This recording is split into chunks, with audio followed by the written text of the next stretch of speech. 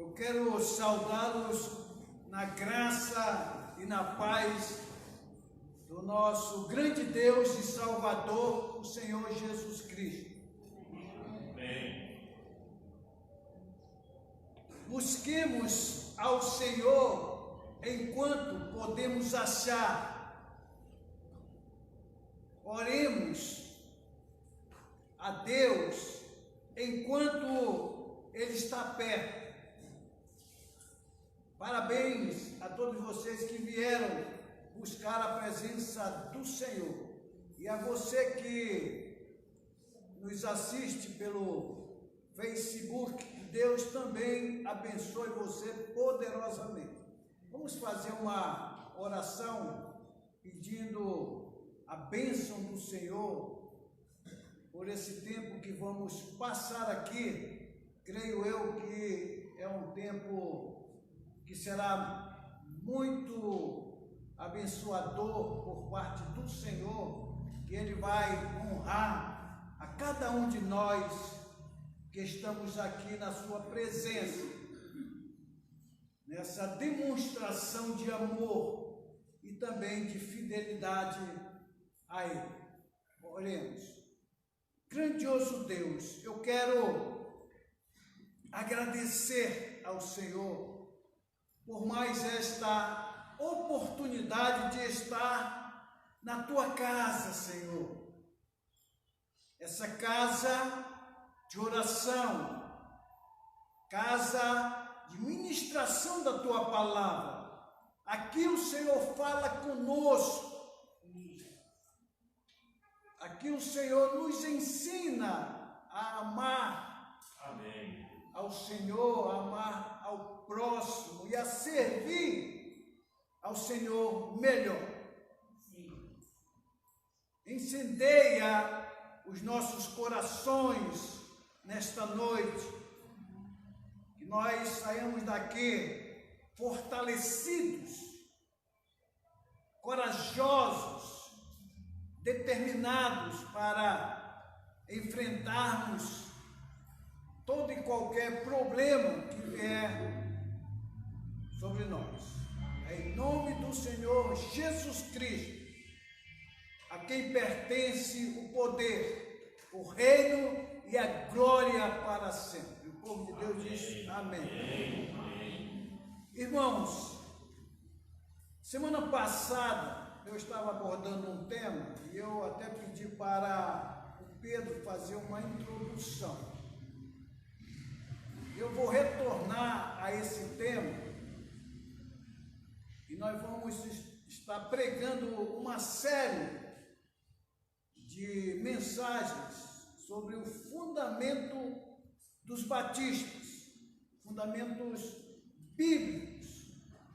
Como nós pretendemos, daqui para frente, reconstruirmos a igreja no sentido de ensinamento, desafiando o povo a cumprir cada um a sua missão. Então nós vamos começar pela autoridade bíblica. No final, eu vou estar abordando sobre a história dos batistas. Falar para vocês um pouco da nossa história. Lá em 2 Timóteo 3, 16 e 17.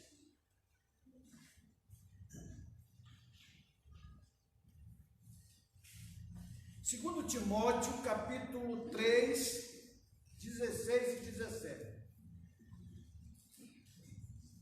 Olha o que a palavra nos diz. Toda a Escritura é inspirada por Deus e útil para o ensino, para a repreensão, para a correção, para a educação na justiça, a fim de que o homem de Deus seja perfeito e perfeitamente habilitado para toda boa obra. Nós vamos depois comentar sobre esse versículo, mas nós da Igreja Batista, nós temos alguns distintivos que nos faz diferentes de todas as demais denominações. Nós que somos batistas regulares, quais são esses distintivos? O primeiro distintivo é a autoridade bíblica, a autoridade da Escritura. Segundo, a autonomia da igreja local. Terceiro, sacerdócio do crente. Quarto, duas ordenanças, o batismo e a ceia. Quinto, liberdade da alma. Sexto, dois oficiais, pastores e diáconos. E o sétimo, separação entre a igreja e o Estado. Deixa eu me ver aqui.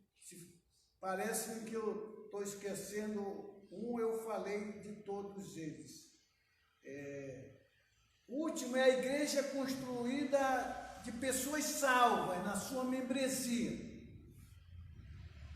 Então vamos aqui retornar à autoridade das Escrituras.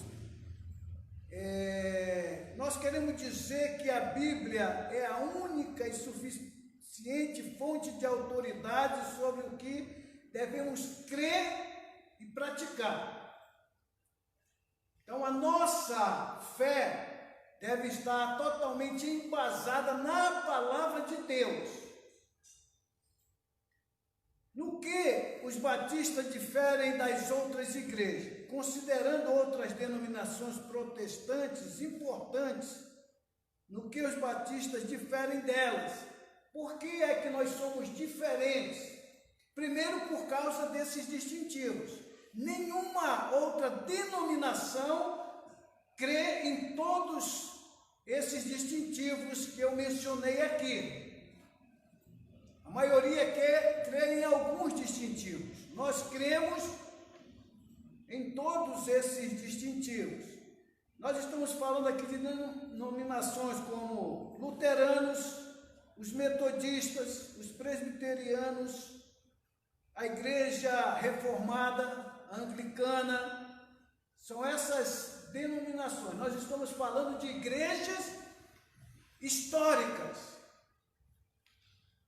que vem desde a reforma. Tem muitas igrejas que surgiram agora.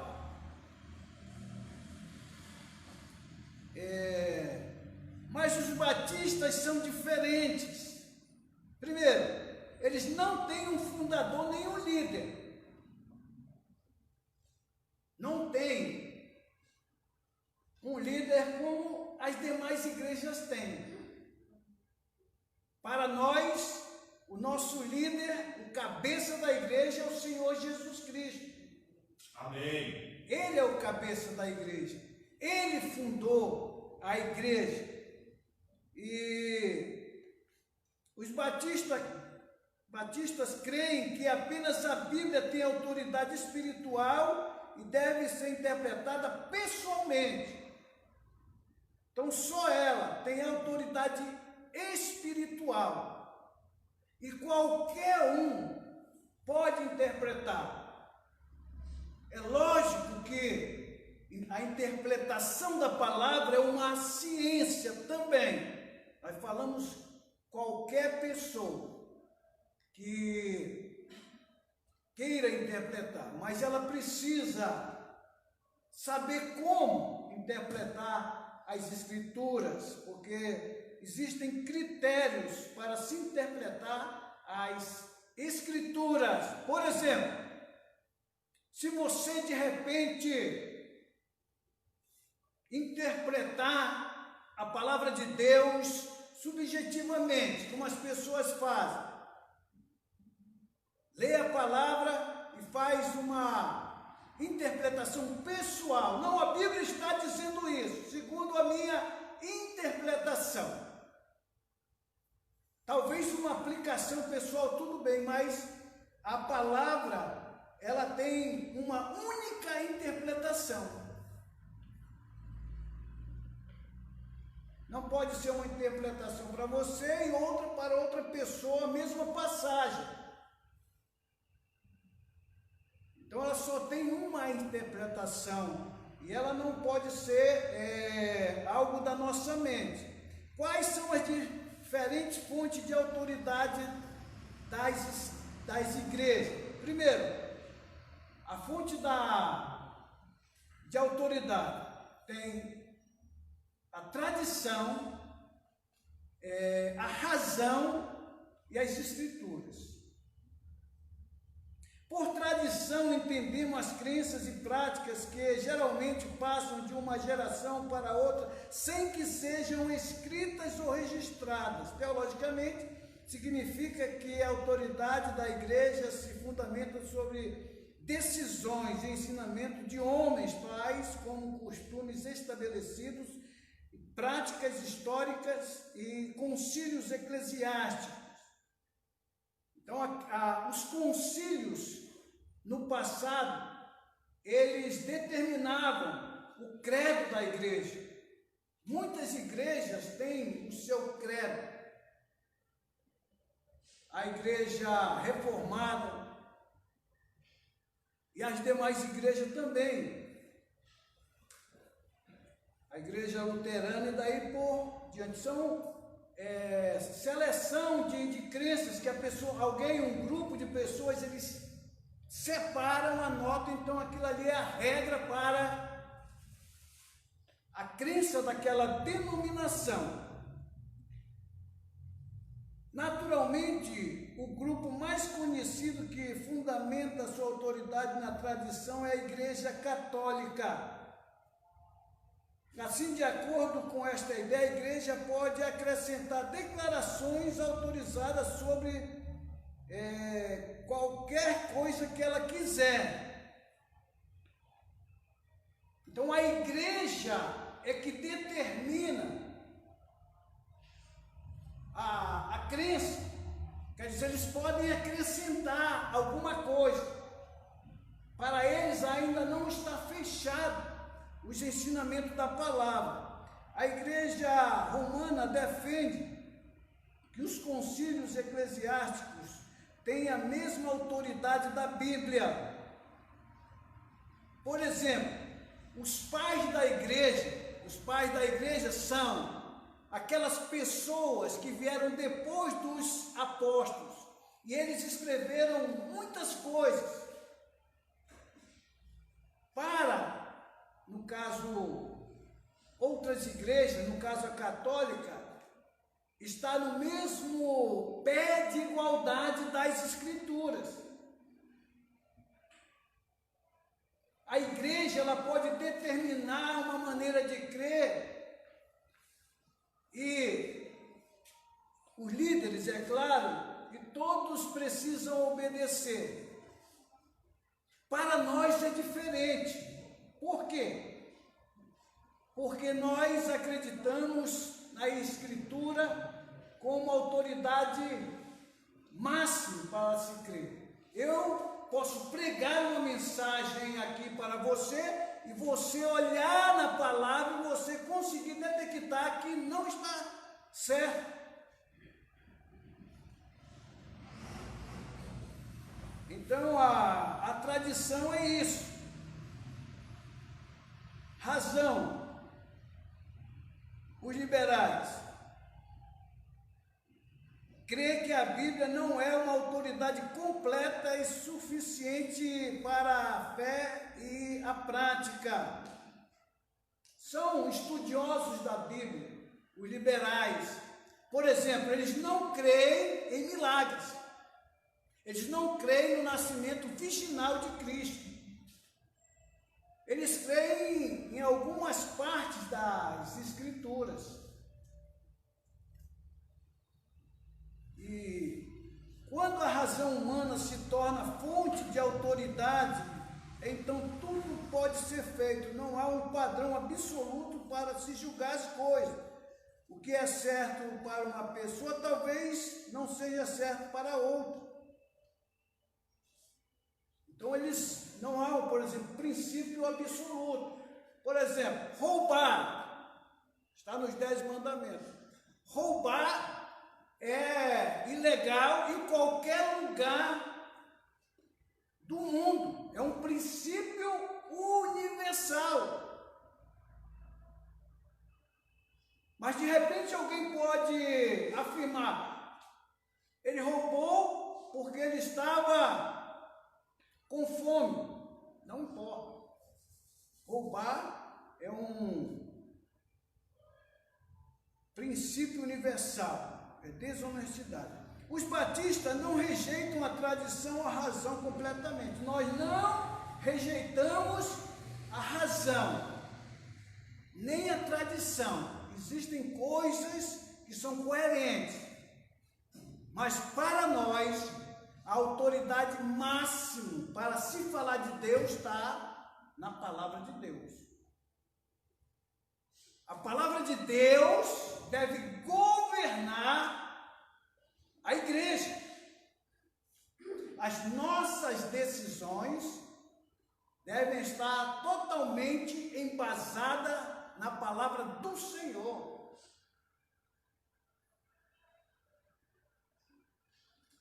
Existem muitas igrejas, por exemplo, que acreditam em revelação. Que Deus ainda está revelando para nós. A palavra inspirada por Deus já está fechada. Não tem mais o que acrescentar. Alguém, o que é isso? Alguém chegar aqui, ó, o Senhor está me revelando que você deve fazer isso, fazer aquilo. Não existe isso. Nós, pastores e os pregadores da palavra, eles estudam a palavra, pedem o direcionamento do Espírito Santo para ministrar a palavra que já está aqui. Nós precisamos que Deus nos dê a direção do que nós devemos pregar.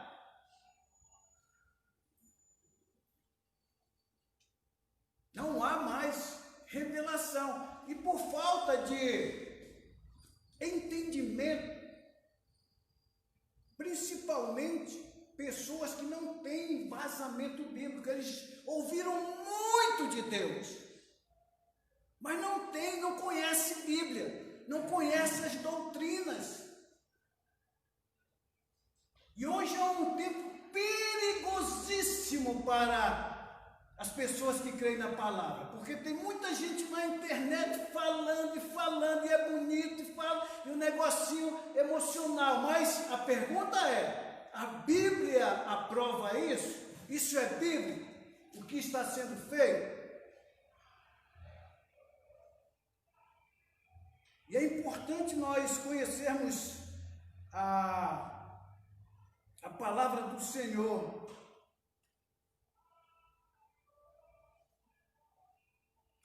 As escrituras,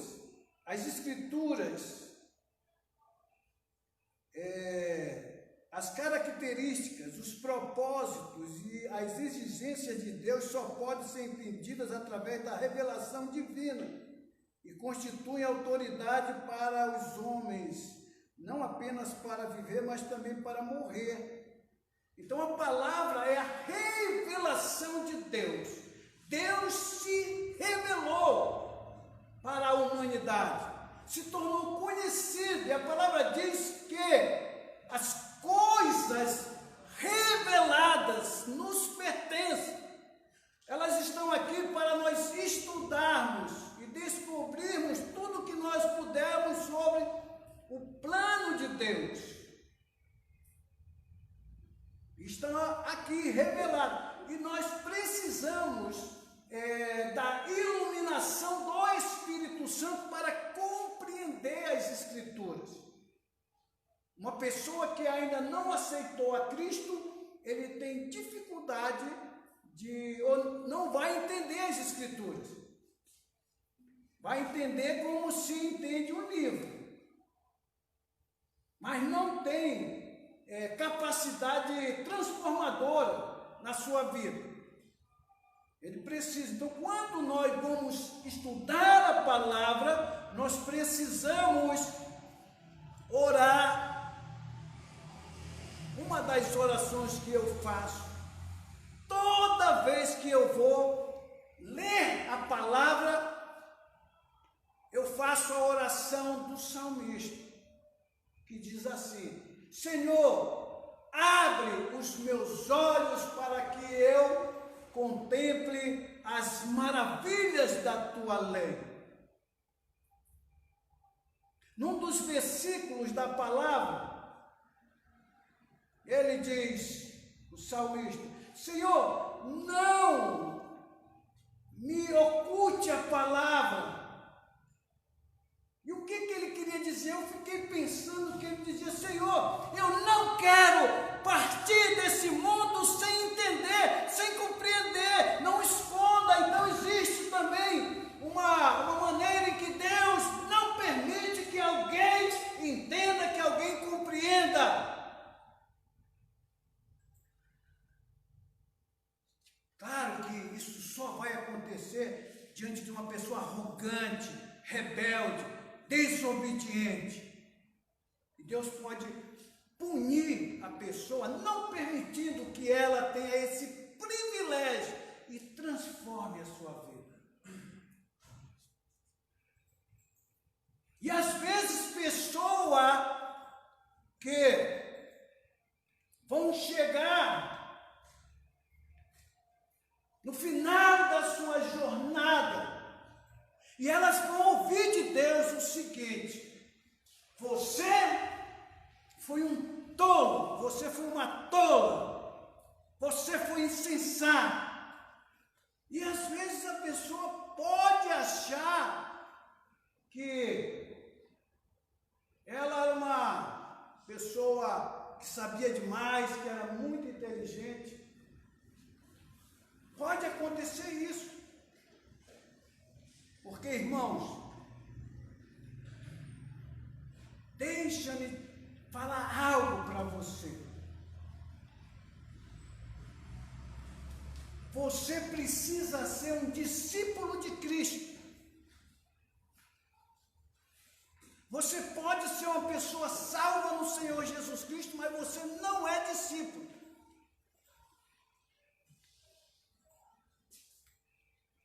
Por quê? Porque o discípulo, ele morre. O discípulo está morto. Ele não tem vida. Ele está morto para o mundo. O eu dele está crucificado.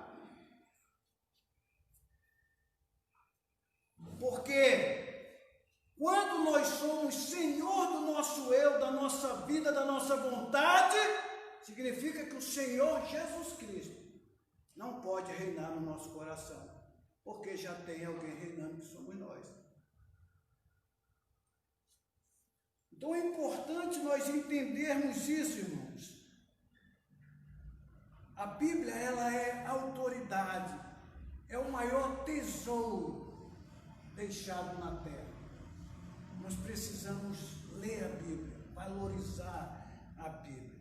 Apenas a Bíblia permanece sem erro e sem contradições, pois ela é a voz do céu e a revelação do Deus Todo-Poderoso.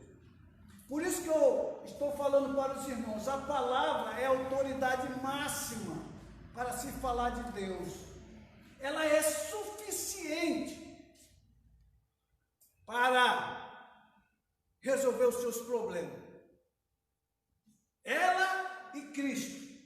Se você tem Cristo no seu coração, se você é guiado pela palavra de Deus, você vai encontrar satisfação. Por quê? Porque tem muita gente que está falando o seguinte: olha, eu estou vazio, eu não estou sentindo. Ora, a Bíblia não é um sentimento, nós não precisamos sentir nada, irmão. Você está sentado aí e você está pela fé. Eu creio que eu estou na presença de Deus. É fé. Deus vai resolver o meu problema. Não! Meu problema vai ser resolvido aqui, mas também no decorrer da semana, o meu aprendizado, o meu crescimento espiritual. Vamos ver algumas coisas que Deus fala acerca de si mesmo. Em Timóteo, 2 Timóteo 3,16 já foi colocado. Coloca, por favor, aí, irmãos. Olha esse versículo maravilhoso. Toda a Escritura é inspirada por Deus. Olha só, irmãos. Presta atenção, toda a Escritura é inspirada por Deus, desde Gênesis até Apocalipse. Inspirada é soprada, foi Deus que soprou na mente do homem, usando os seus talentos, ele registrou, Deus supervisionou para não haver erros. Cada palavra é inspirado.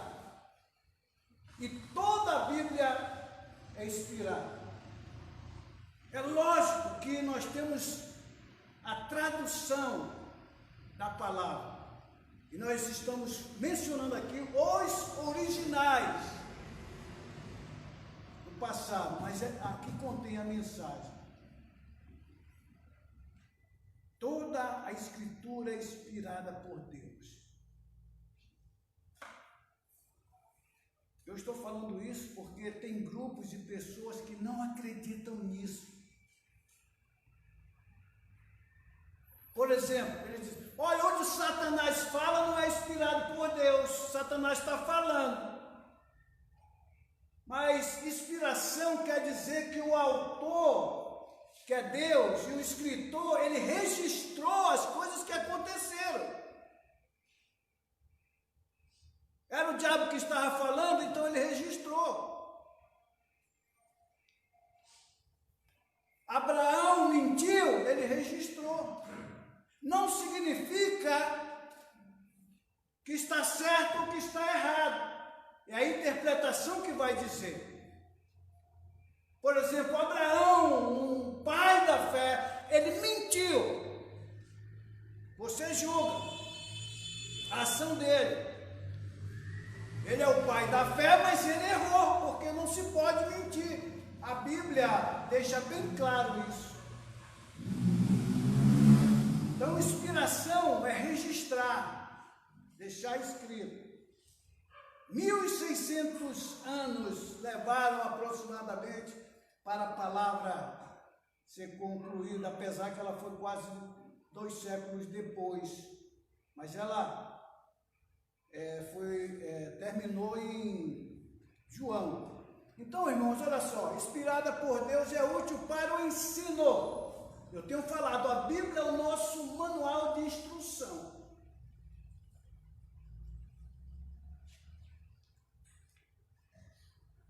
Por exemplo, aqui nesse livro está cheio de promessas que você deve reivindicar para a sua vida. Você está lendo a palavra e tem uma palavra, um versículo que tem uma promessa e você percebe que é para a igreja, que é para você, então você pode orar. Se Deus está prometendo, vai se cumprir na sua vida a promessa do Senhor. É importante você clamar. Se a palavra está dizendo, peça sabedoria que eu vou dar para você. Peça com fé. Se você pedir sabedoria, Deus vai dar para você. É importante você entender isso. Agora preste atenção. Quer dizer que eu vou clamar por sabedoria e Deus vai trazer a sabedoria. É assim? O próprio Salomão, irmãos, ele recebeu a sabedoria, mas desde pequeno ele já estudava a palavra, o pai dele ensinava, professores ensinavam a palavra para ele. E assim mesmo, depois ele pesquisou, ele estudou muito. A sabedoria não aparece do nada. Você tem que estudar, você tem que vir na igreja, você tem que buscar, tem que conversar com as pessoas que são espirituais. Vamos, Mateus 5.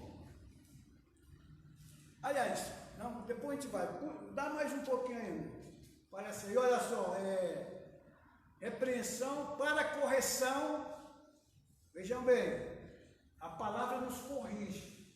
Às vezes, algumas pregações ou a nossa própria leitura, a gente sente a palavra nos indicando que nós devemos corrigir alguma área da nossa vida. Às vezes, uma pregação que nós ouvimos. Então, a palavra, ela repreende e ela corrige. Educação na justiça. Irmãos, nós somos educados na justiça de Deus. A palavra diz: buscar em primeiro lugar o reino de Deus e a sua, e as demais coisas. Qual a promessa aqui, gente?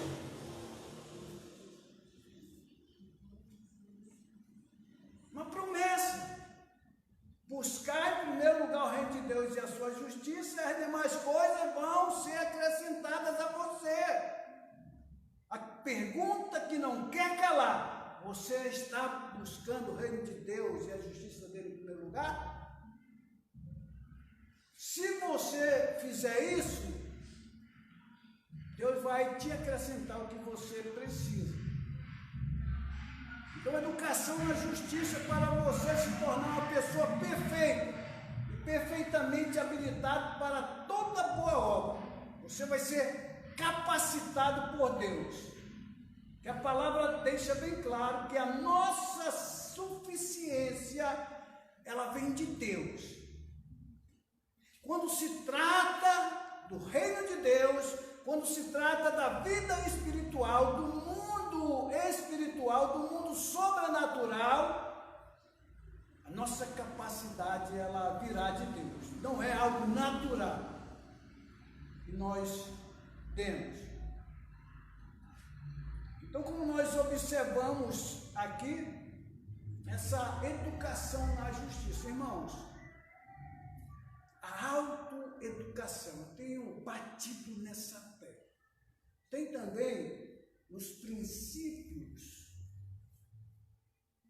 na aprendizagem por princípios, tem também o que é chamado de autogoverno.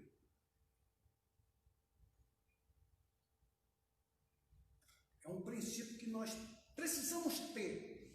O que é esse princípio? Esse princípio nós aprendemos que quando o nosso autogoverno conflita com o governo de Deus, nós nos submetemos a Deus. Quando a nossa vontade conflita com a vontade de Deus, nós nos submetemos à vontade de Deus, porque ela é perfeita. Então, a autoeducação, ela nos ensina que nós somos preparados para dizer sim na hora que temos que dizer sim e dizer não na hora que temos que dizer não. Ela nos educa a controlar nossa língua, os nossos pensamentos. Nós estamos no controle. O Espírito de Deus nos dá o domínio próprio. Quando nós realmente internalizamos esse conceito, nós vivemos, aprendemos, a nossa vida melhora em muito, porque nós estamos no controle da situação. Nós não falamos qualquer coisa, mesmo estando com raiva, mesmo estando irado, nós procuramos nos controlar. Não é uma coisa fácil. Nem sempre nós vamos conseguir, mas a educação o autogoverno, ela orienta isso. Vamos lá em Mateus 5,18, só para a gente fechar. Ela declara, está livre de erros, como eu mencionei. A Bíblia não contém erros.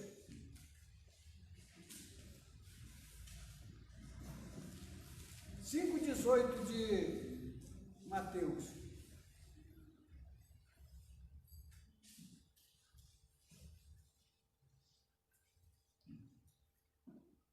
Porque em verdade vos digo, até que o céu e a terra passem, nenhum ou um tio jamais passará da lei até que tudo se cumpra.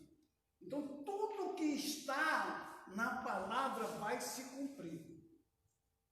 Por exemplo, se a palavra diz que nós vamos passar por um julgamento rigoroso, então pode esperar que nós vamos passar por esse julgamento. É chamado do tribunal de Cristo. Eu penso nisso, irmão. Isso às vezes me apavora. Não que eu esteja com medo de pensar como é que vai ser isso. Mas quando eu penso nas coisas lá do alto, isso me impede de pecar. Porque eu fico pensando, se eu cometer algum erro, pode ser oculto, pode ser escondido, mas lá vai aparecer. Então procuro evitar. Isso me ajuda a pensar nas coisas lá do alto. Apocalipse 22, 18 e 19.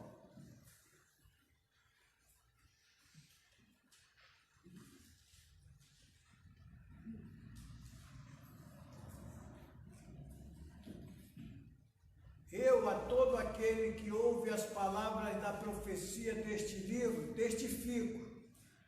Se alguém lhes fizer qualquer acréscimo, olha só, irmão, qualquer acréscimo,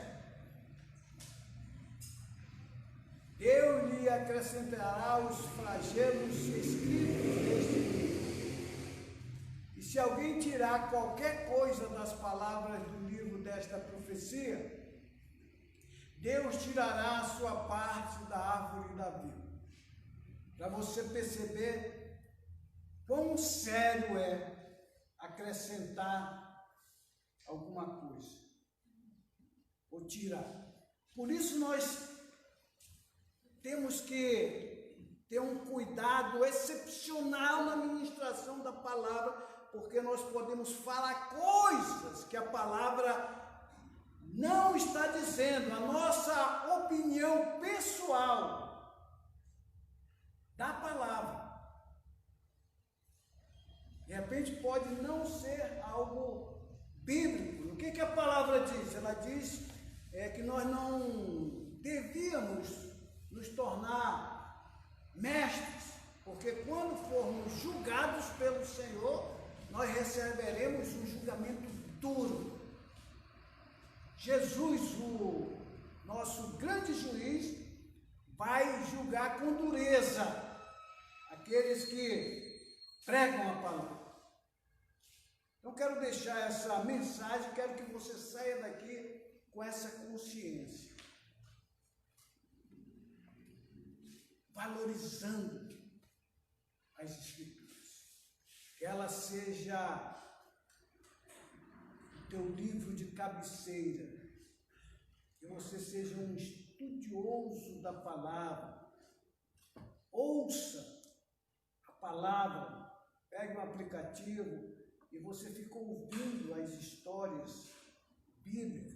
Hoje não tem desculpa para quem quer aprender. Então quero desafiar você a guardar a palavra do Senhor. E eu quero fechar com esse versículo. Quem ouve as minhas palavras e as pratica é comparado a um sábio que construiu a sua casa na rocha. E veio a tempestade, o vento, e a casa não caiu, a casa não ruiu. Assim será a sua vida, se você obedecer a palavra. Virão os problemas, virão as dificuldades, virão as lutas, mas você vai se manter fiel, porque a sua casa está construída no Senhor Jesus Cristo. Ele é a rocha da tua vida. Amém? Amém.